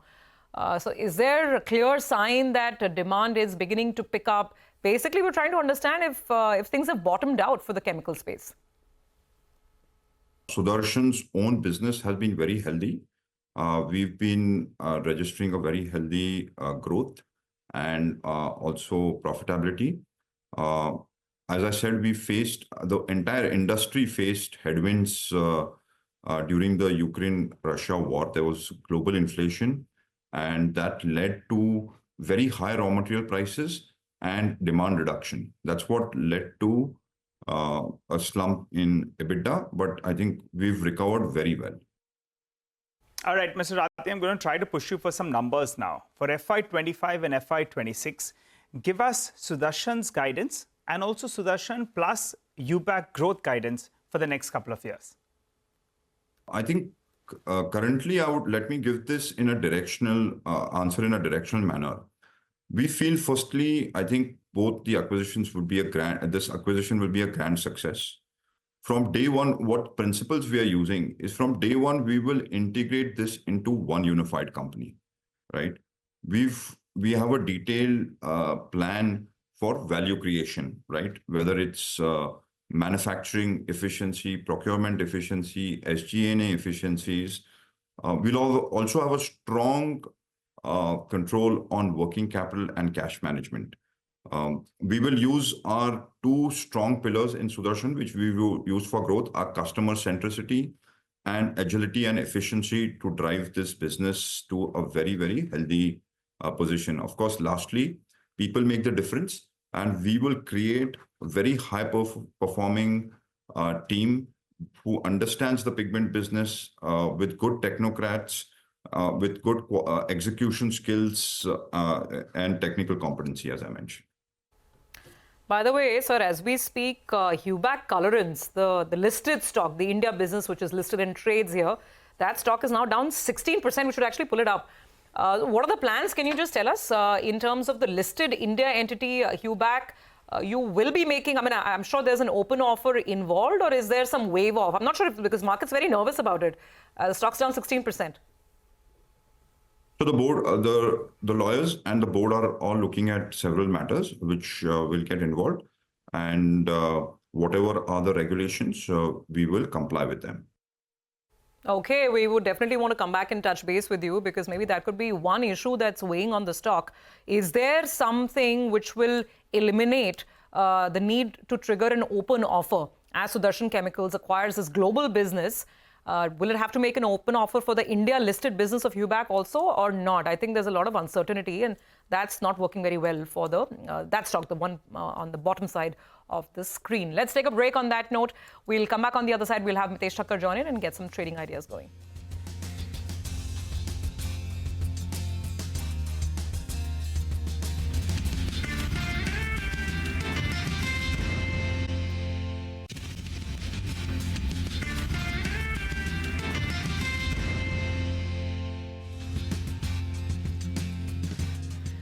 Welcome back.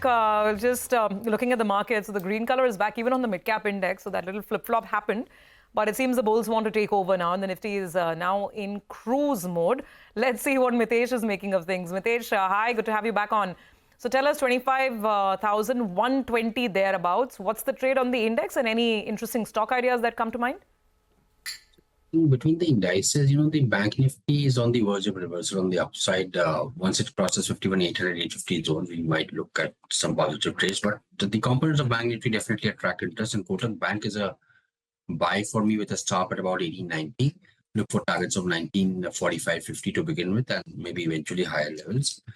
And these gas stocks, the IGL and MGL have some kind of breakdown today. I have some negative positions on MGL, so recommending a sell on IGL here.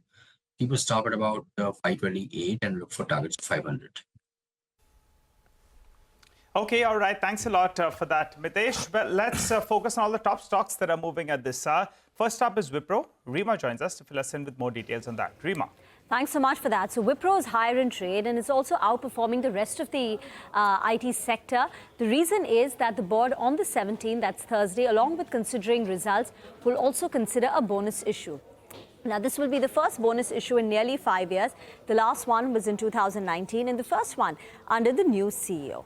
Now, as I said, numbers will also be paramount. So in terms of numbers, after 6 quarters of a top-line revenue decline, this time, the street is hopeful the company will turn in a positive quarter.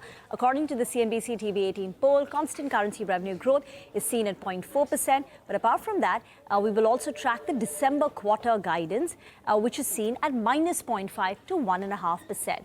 Now, Wipro, because it's been struggling a bit to catch up with peers on growth, has also underperformed its peers on a year-to-date basis. So YTD, the Nifty IT index is up 19 to 20%, while Wipro, in comparison, after including today's up move, is up about 14%. So let's see what they deliver in terms of numbers. Bonus will be the additional kicker. Back to you. All right, Rima, thanks a lot for that. Well, Nalco was a stock that I'd said earlier today as well. It could possibly be one of the stocks of the day. And the reason is when the management spoke to us last week, the stock was at around 205, 210 rupees odd. But what they said was very positive. They said that alumina prices, they're expecting it to hold at around $600 per ton because of the deficit that's there globally. And also there's unavailability of bauxite as well. So because of both those two factors, they are saying that the pricing can hold at around $600. To give you a reference point, when you look at aluminium prices, alumina as a percentage of aluminium is normally around 15 to around 18%. Now at current reckoning of the $600, it's at around 24 to 25%. So that's a sharp increase. And the deficit that Nalco management told us is close to around 1 million tons. A Kotak note earlier had mentioned they're expecting 500,000 tons. MK, they have come out with a note, buy rating, target price of 275 rupees per share. It's their top pick in the metal and mining space, and they believe that the market is underappreciating the delivery as well as the earnings potential from here on. And the 3 big points that I want to highlight is they're saying that the alumina refinery, that expansion can bolster its fundamentals going ahead. So that's point number 1. The second factor is currently Nalco does a little south of around 3,000 crores of EBITDA. They're saying by FY27, because of the expansion, because of pricing, the EBITDA number can double from there to around 6,000 crores. And the third factor is they're saying the valuations are pretty much good for them at around 7.5 times or thereabouts. For metals, normally look at momentum rather than fundamentals. So I guess the stock has got the momentum. We'll have to keep an eye out on alumina pricing, because this is the only direct play, and Nalco has exposure out there. Okay, and Nalco is doing well, absolutely. Was sounding very, very optimistic on the call that we had with them last week. We'll take a break on that note, come back on the other side, and it will be time for a special segment. It's the economy. Lata today gets chatting with Jeremy Zook of Fitch Ratings to put the focus on China's fiscal stimulus package.